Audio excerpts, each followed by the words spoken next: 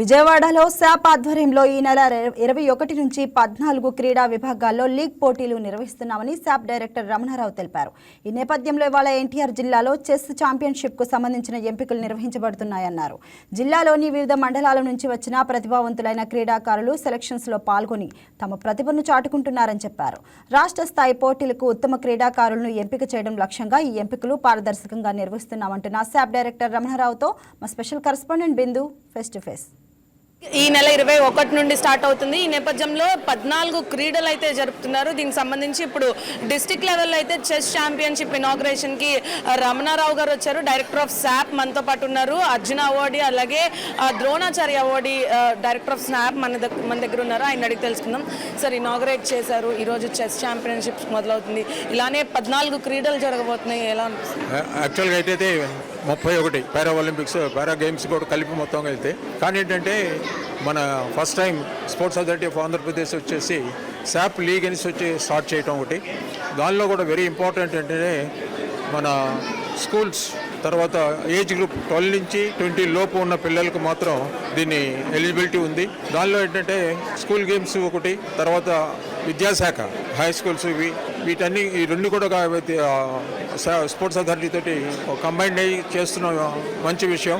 రియల్గా ఇక్కడ చెస్ ఈరోజు మనం ఓపెన్ చేసింది near about 160-170 boys and girls they have reported just from one district. So you can imagine 26 districts, how many young people are coming out. So దానివల్ల ఏంటంటే new టాలెంట్కి వాళ్ళకి కావాల్సింది find out చేసుకోవడానికి, వాళ్ళ స్కిల్ని ఎలా డెవలప్ చేసుకోవాలి ఫర్దర్ అనేది, ఇవన్నీ కూడా మంచి ప్లాట్ఫామ్గా దాన్ని మన శాప్ లీగ్ని ఉపయోగించుకోవచ్చు. డెఫినెట్గా this a good beginning and in future still we'll have to further increase the some facilities for the players.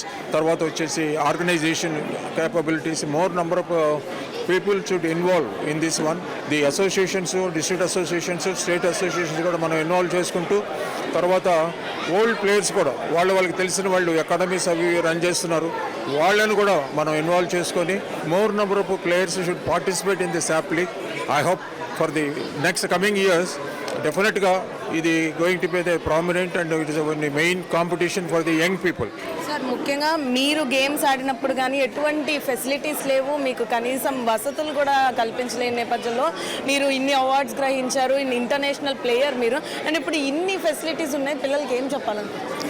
Actually, those days are different.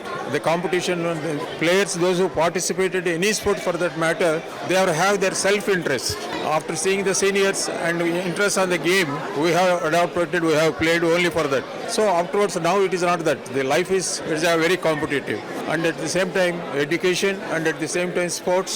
So for all these things, increasing the time, allotting the time for the children, it is very difficult. They will have to adjust with so much pressure on them. So that's why the young players with more capabilities, actually they are more intelligent than all of us, really young generation.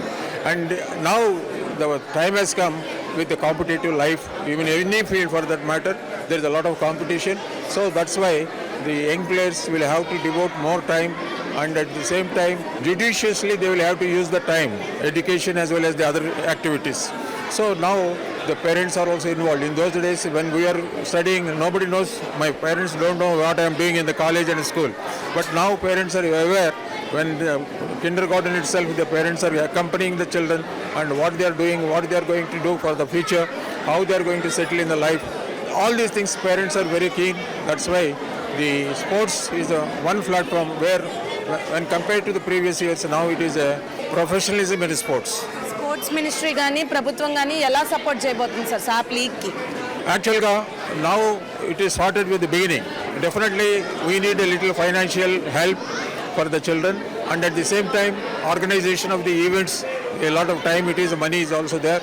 In addition to that one, we will have to expect for the future years sponsorship by the industries, big industries. Such people will have to come forward to conduct, organize the events in all the district level to the state level. It takes a lot of money is involved and the time is involved, and the people organizing also, a lot of people is required. So for all these things, the sponsorship is necessary for the future.